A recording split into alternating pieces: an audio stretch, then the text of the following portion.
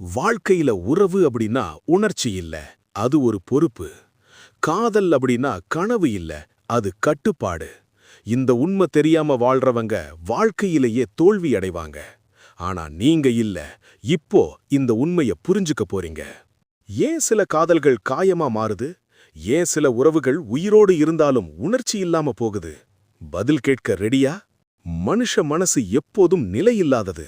அன்பு குறைவது இல்ல, புரிந்து கொள்ளும் அறிவு இல்லாததுதான் பிரச்சனை. சாணக்கியர் சொல்வார், உறவை காப்பது அறிவுடையவர்களின் கலை.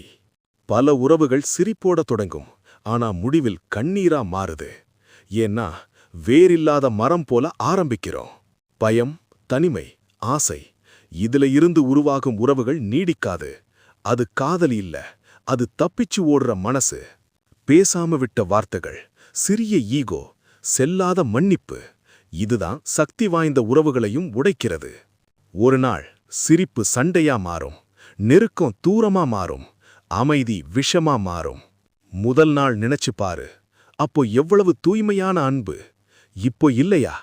பிரச்சனை காதலில் இல்ல, மனிதர்களில்தான். இன்று மனிதன் கையில் மொபைல் இருக்கு, ஆனா மனசுல வெறுமை இருக்கு. மக்கள் அதிகம், உறவு குறைவு. சாணக்கியர் சொன்னார், உறவை காப்பது பலம், உணர்ச்சியை கட்டுப்படுத்துவது புத்தி.